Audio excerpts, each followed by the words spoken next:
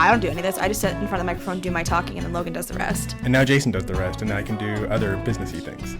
Yeah, so nice. To do the tedious chopping and I just can't do the listening to myself. That's just, no. My own voice. Ooh. I worked in radio for so long that I kind of just got used to it. I know, I've listened to my demos all day, every day, so I guess I kind of get used to it too. Everyone's like, what kind of music do you listen to? How honest do you want me to be? How honest?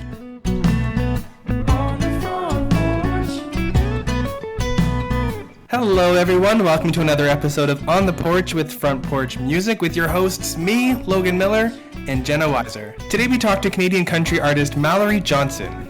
We sure did. We talked about her new single and the really crazy cool marketing around it.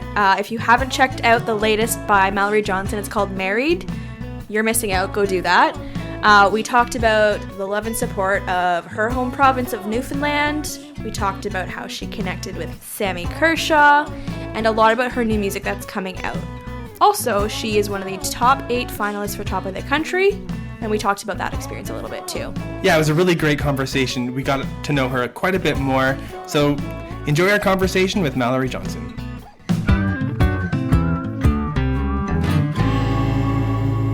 Welcome back to another episode of On the Porch with Front Porch Music. We have a special guest with us today. We're so excited to chat with Mallory Johnson. How are you, Mallory? Hey, Jenna and Logan. I'm Hello. so excited to be here. It's been a minute since we've seen you. I think the last time I saw you in IRL was at the Boots and Hearts Emerging Artist Showcase last year, no? It was the Boots and Hearts Emerging Artist Showcase. It was a very hot day, I remember. Having to put my makeup on in the sun. I remember having to sweat it off right away, but it was a really good time. Yeah. Well, you looked great, I'm sure. We try. Well, thanks so much for joining us. We really appreciate it. Really looking forward to this conversation because Jenna knows you decently well. You guys just spoke pretty recently, but we haven't really had the chance to connect a whole lot. So let's just jump right into it. Why don't we?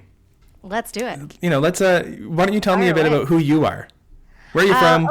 Who, what, when, where, why? How? Of course. Well, if we go way back, I was born in Yellowknife, Northwest Territories. Oh, cool. I know a lot of people think I was born in Newfoundland, but I grew up in Newfoundland. My family are all from Newfoundland. So I am a Newfoundlander, not born, but bred. I love Yellowknife. Oh, you know what? I am dying to go back there. I haven't been back since I was 2 years old. So, I haven't spent any time there, but I would love to go back.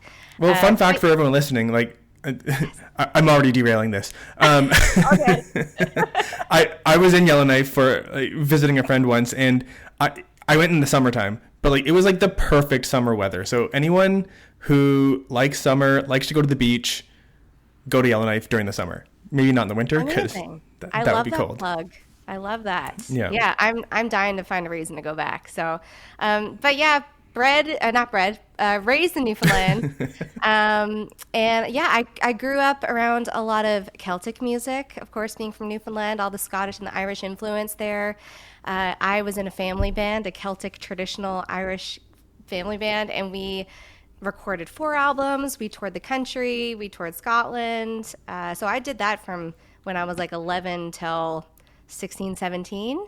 And then I decided to pursue a solo thing as a country music artist. My mom is a country music artist as well. Her name is actually Loretta, ironically enough. And so I grew up listening to her sing Coat of Many Colors and Coal Miner's Daughter. And my dad's a really big Willie Nelson fan and Chris Christopherson and Merle Haggard. So I grew up around that stuff too. So I definitely was influenced by this mixing pot of genres. And it was an easy transition for me from Celtic music to country music because it's the backbone of both genres is the storytelling. Mm-hmm. And for me, when I'm writing a song or performing a song or listening to a song, it's always the lyrics that I gravitate towards first. It's the storytelling. So and then fast forward a couple years later, I did a country music contest, shook a few hands and made some friends, and here I am in Nashville, and the rest is history. Said a few yeehaws, and here we are. Yeehaw, bought some cowboy boots, and here I am. That is such the short version of that, too, because that contest, that's how you got connected with Sammy Kershaw originally, right? Totally. It was like definitely, I guess, my Cinderella moment kind of thing. It was like an open mic at one of the pubs in downtown St. John's, and it was like a summer-long contest that they were hosting through the whole province. And so we had to go sing a couple songs. If the judges liked us, moved on to the next round, and so forth and so forth. And I made it to the finals in the fall, and one of the judges ended up taking home the grand prize of the winner of the contest. And one of the judges was a talent buyer who helped bring in some of the acts to the arena. And one of those acts was Sammy Kershaw, once upon a time. So they were Facebook buddies. They knew each other, and Sammy was kind of aware of this contest that was happening. And, they reached out to him and said, we have this girl who just won this. She's, a songwriter as well. She can write. She sounds great. Would you be interested in, producing something or giving us some advice or whatever the case may be? And so he was like, okay, well, hold on. Let me just go check her out online to see if, she can sing, what her material is like. And then within a week, him and his management team, we got on a conference call, and he said, yeah, I want us to manage her. I want to bring her to Nashville, and we want to do a whole record. So that's what I did. Yeah, so it's crazy how this, why not kind of performance at this open mic in a pub in downtown St. John's, Newfoundland, was my golden ticket to Music City. So that's a whirlwind. What was the time frame for that? Was it Oh, that's a good question. Well, that was September was the contest, and then I think it was only a few months later. We had been back and forth. They were pitching me songs, and I was very fortunate to get to cut some Gordie Sampson songs and Hillary Lindsey songs and Steve McEwen. I had these hit writers on the project. And it was a few months going back and forth picking the right songs. And at that particular project, I actually recorded 11 songs, but we only chose to release 6 as an EP, and one of my originals got on there. But the new album I'm working on right now, I'm a writer on all of the songs, which I'm really excited about. So that's got to be a good feeling, huh? I can't wait. I feel like it's the most me. I feel like I know who I am as an artist now, and it took me a while to get there. I still think there's lots of growing to do. I think everyone shifts, but it's the most me. There's pieces of me weave through all the songs, and I'm really confident that this is the kind of music I want to make, and I have a really good team around me, and I'm really proud of it. Worked really, really hard on it. So it's so exciting to just get your single comes out, Married is coming out, and that's the first off of this new project too, right? So that must be just are you just itching to get music out and just let people hear it? I'm so excited. Honestly, because we started recording this in 2020 during the pandemic, and it started as a small project. It started as an EP, and then I just kept writing, and it kept fitting the theme of the record. So I was like, nope, now it's going to be a full length album. And funny enough, it's going to be my debut full-length album as a solo artist. I mean, I've been releasing music for a while, but it's always been singles or the EP. So it's my first time I'm going to have a vinyl, and it's 12 songs, and I'm so stoked.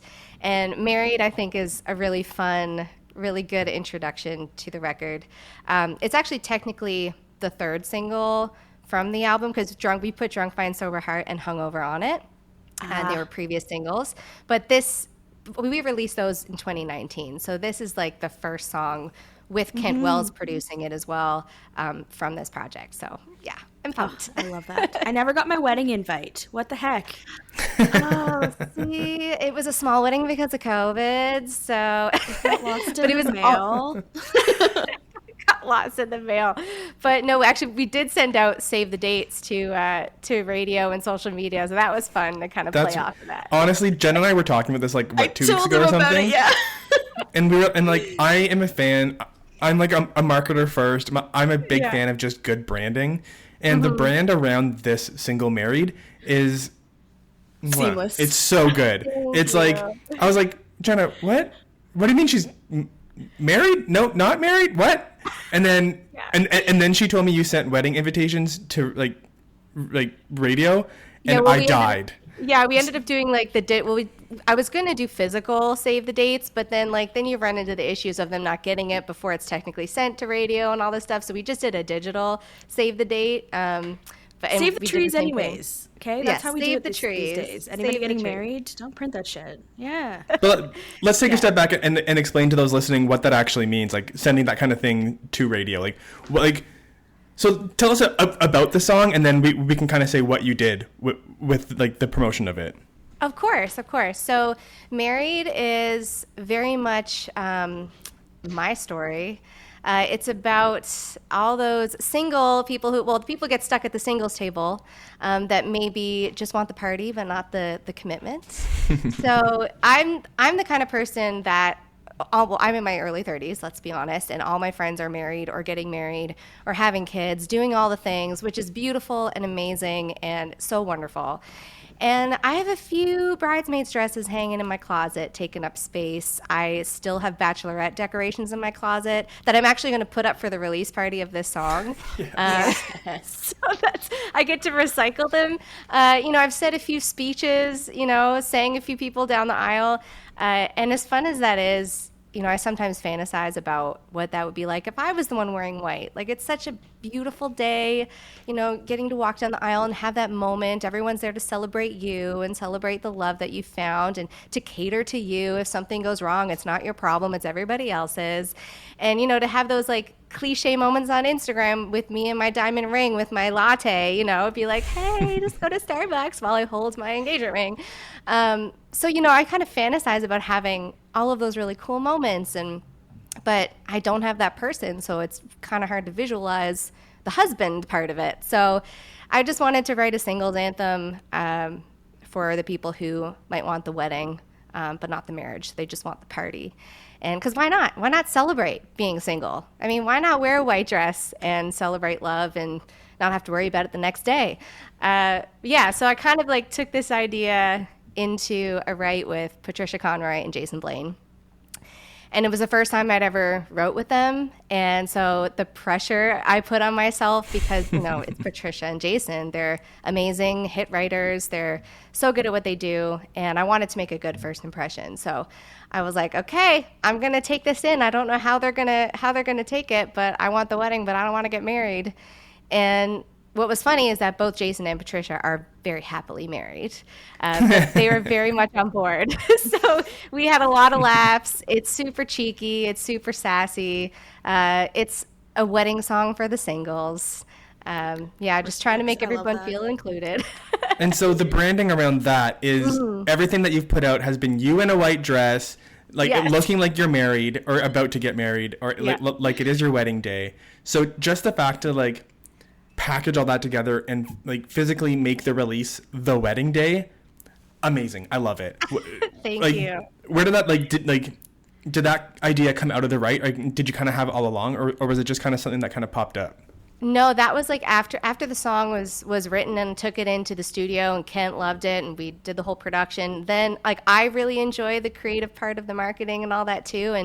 And like I said, I have a really good team around me. So Danny Strong is really creative with that stuff too. So the Save the Dates was her idea. And I knew, honestly, I wanted this song to be a single so I could shoot a music video and get to wear a wedding dress and have a husband. That was selfishly the reason why I wanted it to be a single. So I had to do a music video.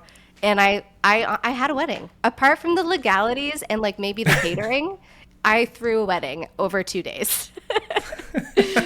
Was there a dude in the music video, or is it just you? Because that would be really funny too.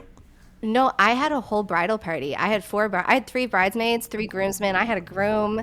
I got married in the church, and then I had a reception at the upstairs of a pub. I had a wedding cake. I had a wedding dress.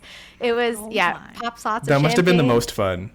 It was so much fun, and I really understand the stress of planning a wedding, though. I feel like been there, done that now. I'll just elope when the time is right. I love that. Did you make your friends who you've been bridesmaids for, did you make them be your bridesmaids?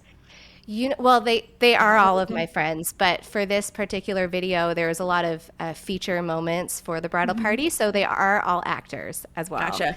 But I grew up with them. I did a lot of musical theater in the past too, so we knew each other through musical theater. And my friend Keith Power is the one who married us. He was the officiant or whatever you call it. And anyway, what's cool about that, the Easter egg with Keith, is that he's been involved either in the video or involved in the production every single one of my music videos. So you'll see him like in Drunk Mind Sober Heart. He was the bartender. In Wise Woman, the drag queen. In Hungover, I filmed half the video in his house. So in Tupelo, he was in like some of the just some of the dancing shots in that one. So it's kind of become a thing now where I have to have Keith in every single video. I love that. It's like he was like a little part of every music video, and then somewhere in between like the last music video and this one, it's like you found your way and now you're together. Oh no, married. He's not my husband. Never mind. He married us. So who did you marry? His name is Liam Kelly, and I first met him years ago, just out of high school, or maybe it was maybe I was in my senior year, and we were both in High School Musical, the local production of that, and he played like the Zac Efron's best friend, that character. I think his name is Chad. And yeah, Chad. Never and seen I it. played a cheerleader. So that's kind of where we met, and then we've been friends ever since. And he looked the part. He wasn't too tall because I'm very, very short. I still had to stand on a platform during some of the scenes, so the height levels were closer. And he was just wonderful. So he had a little bit of acting experience, and he was just so natural. And his fiance was very on board with it. She actually helped me find some bridesmaids dresses, and they're getting married for real in September. So it was a good rehearsal for him. That's so very funny. Yeah, I can't get over this. This whole thing is the best. I know. I'm so excited for this song. Oh yeah, tomorrow gonna be a big day. When is your release party? You get like just ready to go? I'm going to do it tomorrow night. I'm having like a bridal party. So I'm having a couple of the girls coming over. I told them all to wear Dusty Rose, even though they're probably not going to. I'm going to wear white. Did you register somewhere? Are you expecting a lot of gifts? Oh, no, I just told them to show up with wine. So wine or cheese. That's what was on the invitation. But yeah, no, I might do an Instagram live. I'm going to wear a veil, might play the song, get them to sing the gang vocals. It's going to be fun. I love this whole thing. I can't get over it. I just love it so much. I'm glad you love it. I'm really excited. Yeah. Why don't you tell us a little bit? So you're very involved in the creative side and the marketing work and putting your brand out there. So why don't you tell us a little bit about, one, why you love that part so much, but also a little bit about the work that goes into that, because you also have to be the artist side and the creative side there too. So yeah, I mean it's a full-time job just to be a singer, but then making it the artist, you have the social media, like you said, the marketing, all of the other things. But I really, really love having a creative fingerprint on every part of the project.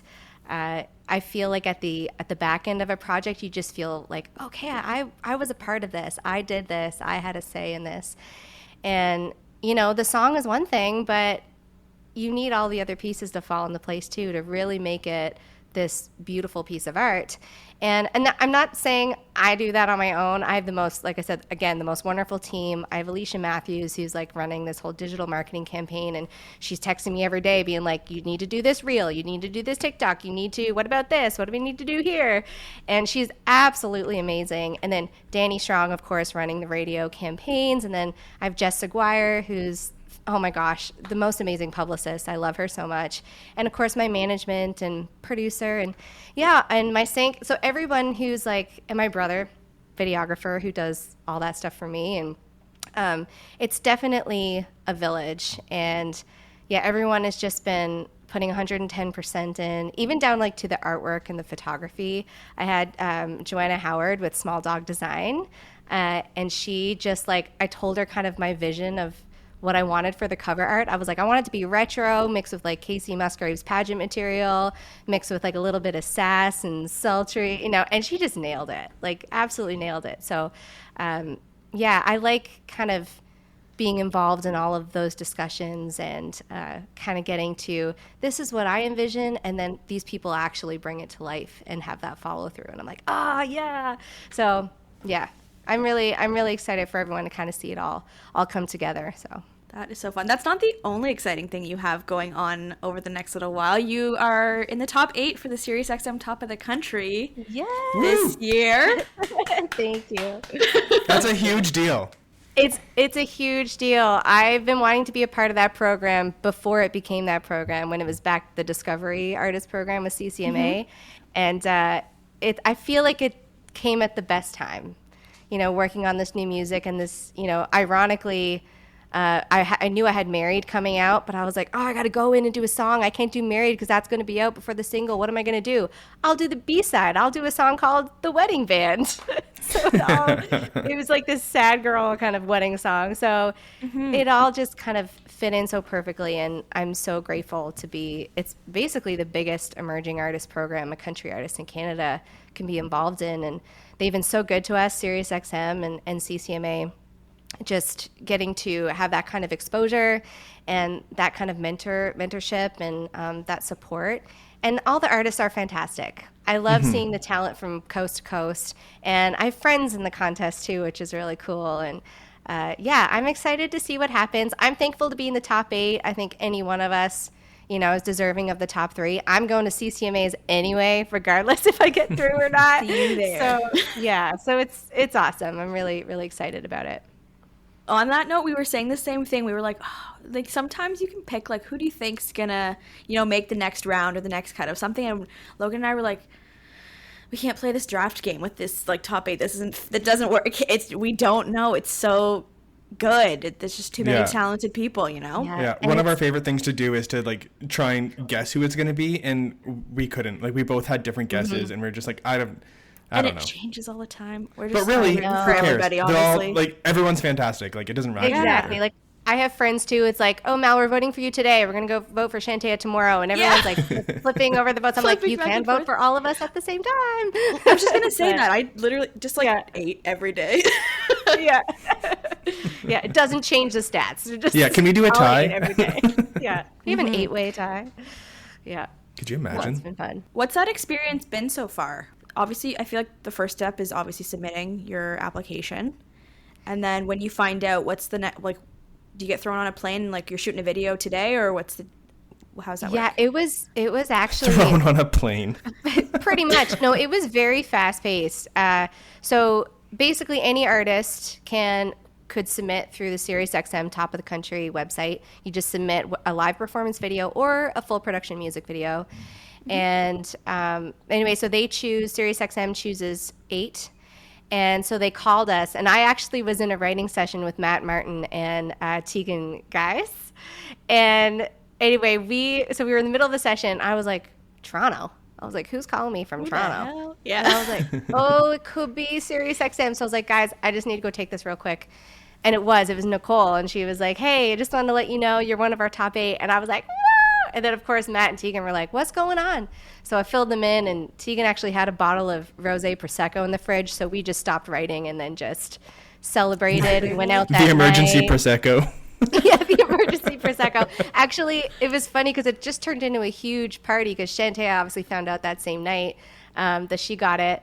And so we were all kind of partied together, and we ended up down on Broadway to see a couple more friends play. And Tyler Joe Miller was out with us, and he was the winner last year. So we were just having a great time. Tyler ended up driving us all home at 4 a.m. and bought us McDonald's, and I was eating McDonald's in the bathtub. That's a friend. That is a friend. Yeah, so it was quite the celebration. But sorry to get off track. So we found out that we got through, and then we had to put our bands together and pick a song. Had to be an original song. Whether it could have been a single we had already released. It could have been any song we wanted as long as it wasn't a cover. So it had to be an original song. And so they were like, put your band together. You either go to Toronto or Vancouver. And we go into the studio and we record the song, and then they shoot a video at the same time. So it's kind of like an in-studio session. And and then week after week, we just get some edits back. And then they end up posting the video on their site, and then that's what the fans voted on. And hopefully top 3. We'll see. Yeah. So this is kind of a dumb question, but I'm so curious. So you said she called, or Nicole from Sirius called and was like, hey, you're the top 8. Is that how she said it? Or is it like, did they have like some kind of fanfare around it? Because I feel like that kind of call deserves some kind of like interesting reveal. Oh no, she was just kind of like, hey, like, this is Nicole from Sirius XM. And I was like, yes. And she's like, do you know why I'm calling you? And I was like, I have an idea. Could you imagine if she was like, you didn't make it? Like, that would be so rude. But that's a possibility, right? I mean, what's more rude, being called to say you didn't get it, or just no one contacting you at all and then just making the announcement? I don't know what's. So it could have went either way, Can't right? tell. Could have went either way, but I could hear her, I could see her smile from behind the phone, I could hear it. So, yeah, she was like, do you know why I'm calling? And I said, well, I think I have an idea. She was like, we've selected you as one of our top 8s and kind of thing. God. So, yeah. How good are you at playing cool? Because if Jenna got that phone call, she would not be able to contain herself. I mean, I didn't scream, so like I didn't blow up any eardrums, but I definitely was like, yeah, I was definitely excited about it. Pop that emergency Prosecco. Yes. I always have 5 bottles in the fridge ready to go. 5, not just 1. No, 5. There's actually only 3 in there right now. I drank one the other day. 3 emergencies left. 3 emergencies. Well, now might be a great time for us to take a quick break. Go grab that bottle of Prosecco. Will do.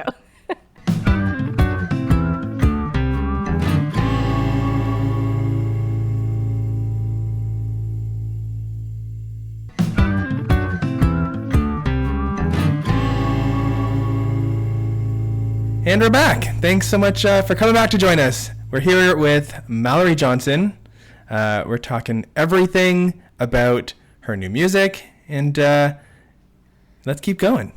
Yeah, let's. Fire away. Why don't we actually backtrack a little bit, because you celebrated a couple of months ago at the East Coast Music Awards. So it looked like such a party. I had the most FOMO. Every association outside of Ontario, I'm like, I need to go. Why do I need to go? Like, that's a lot of traveling, obviously, but the East Coast Music Awards looked so fun. So lay it down. Yeah. The ECMAs are just one big kitchen party. Let's be honest. It is like people go, and you have all the showcases and the export buyers programs and all that, but the real showcases are like the hotel jams and the lobby performances.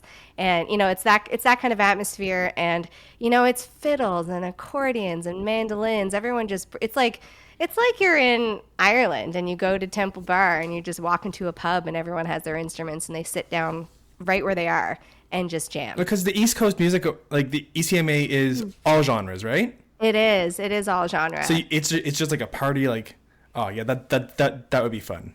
It's super fun. It definitely is, I would think, more like traditional music and folk music, more heavy on those genres, because that's the majority of the music that you hear from that side of the country. But it definitely is all genre.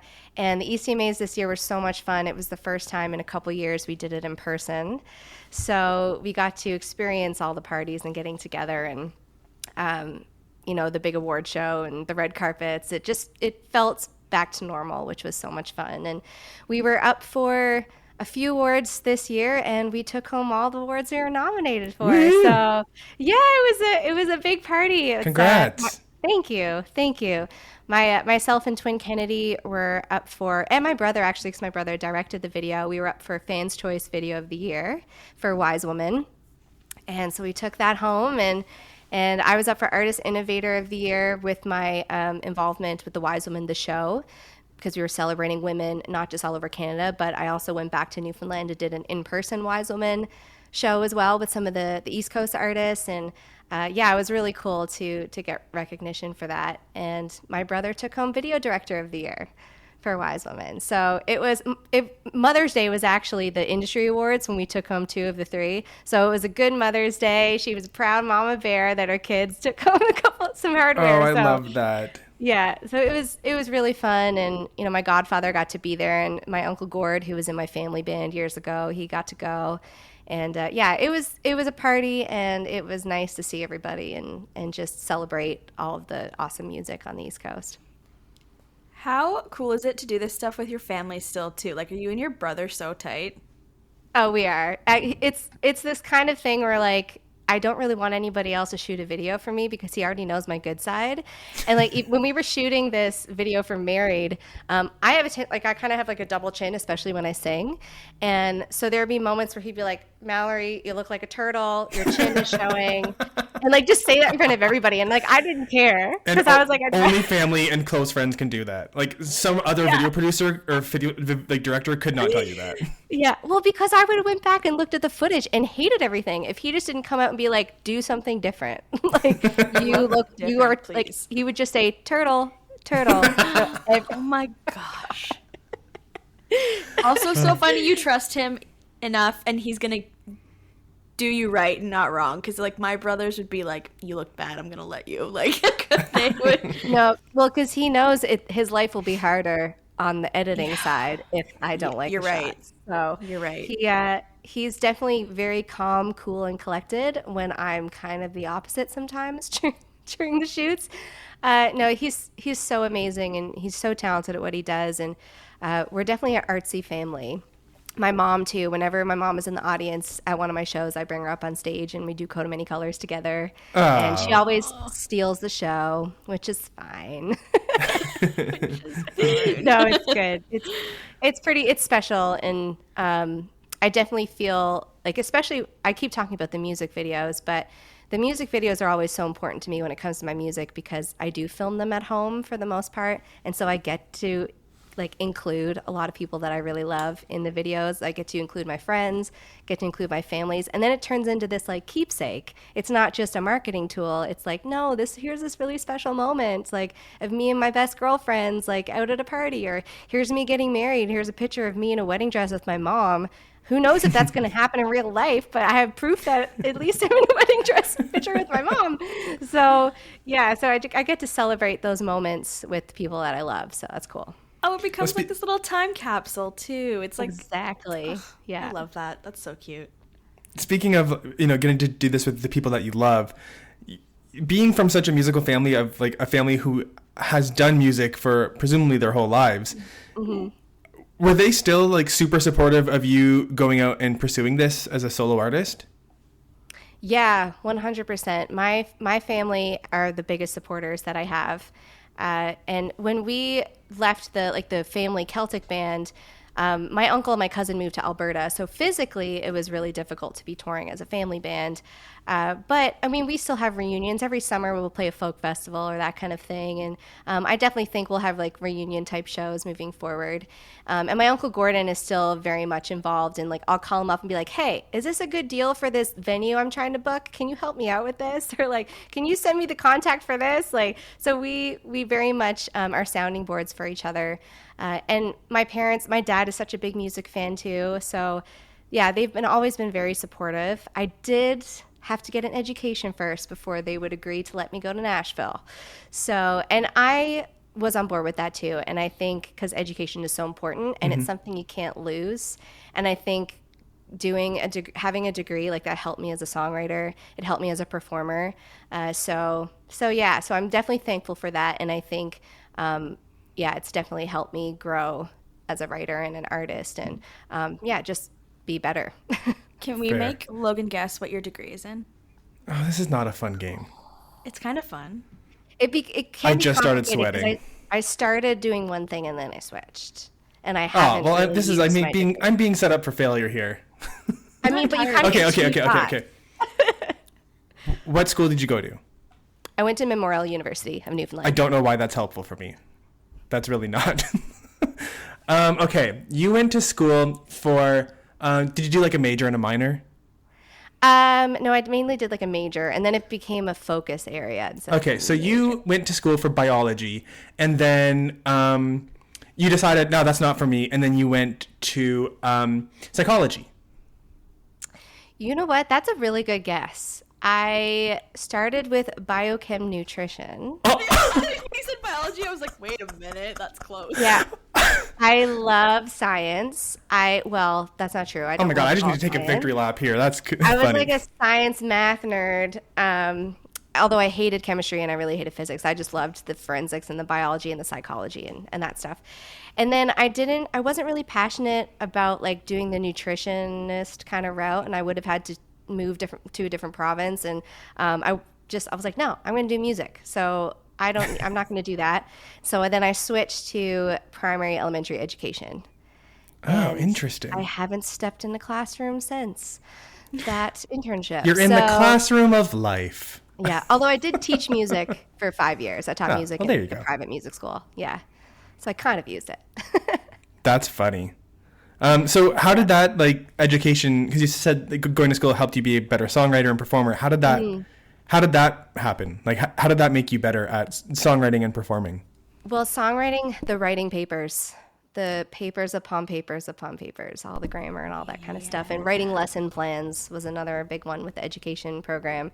And when I had to do my internship, and even when I taught music, you are performing for children the entire time you're there. You have to like keep their interest, or they just don't care. They don't give a shit. And they'll also tell you how they feel about it. Yes. Yeah. So you just have to keep them entertained, and that definitely helps. It's kind of being in the front of a classroom is like being on a stage, for sure. True. Fair enough. Mm-hmm. Let's talk about what you've got going on this summer, leading up to maybe CCMAs. Yeah. What are you up to other than hanging out with me next week in Nashville? Yes, I can't wait for a birthday weekend.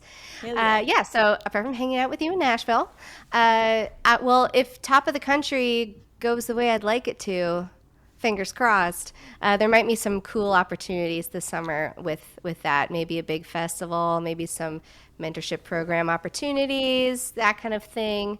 So that would be fun. But I'm also going into the fall, of course, the album I'm planning on dropping in 2022 before the Christmas season. So that'll be coming out in the fall. Don't have a specific date yet, but I am planning an album release tour surrounding that. And that'll most likely be majority of the East Coast. Hoping to do a couple dates in Ontario, but come out this way, please. Yeah. Well, because I lived in Toronto for a year, and I really want to do a show at the Dakota, because I've played there before, and it's my favorite venue in Toronto, the Dakota Tavern. So I want to do that, and I have a lot of family in North Bay, so I want to do something in North Bay. So yeah, there's a few places in Ontario I'd like to hit up for that. Well, we'll be out most of them. Yes. I'm not going to North Bay. Are you? Yeah, I'm not going to North Bay. No. Well, maybe we will. Maybe. Maybe, but probably not. Yeah. So that takes us to the end here, Mallory. Why don't you tell us where we can find you, where we can follow you, and all that good stuff? Yeah, of course. So my website is MalloryJohnsonMusic.com, and that'll give you links to all the socials and music and all that stuff. But the handles for everything but Facebook, I don't see, this is stupid. I should have had the same handle for everything. But everything but Facebook is Mal Johnson Music, and then Facebook is Mallory Johnson Music. So, yeah, you can go follow me there and see what's happening and find out. And we'll have it all in the show notes, too, for everyone to go check out. Awesome. Well, Mallory, I really appreciate you taking the time to, chat with us. It's been really great to connect with you, more than the 3 minutes we ever get when we see you in real life. So I really appreciate you joining us on the porch. No, thank you. This has been so much fun, and please have me back anytime. This is, like I said, it's been a lot of fun, and it's really nice to catch up with you guys. The porch is always open. Love it. Thanks so much for joining us on The Porch with Front Porch Music. I love talking to artists and digging deep into the world of Canadian country music, and I'm so excited you joined. If you liked this episode, please rate, review, and subscribe to this podcast. That's the easiest way for you to support this show. You may even get a shout out.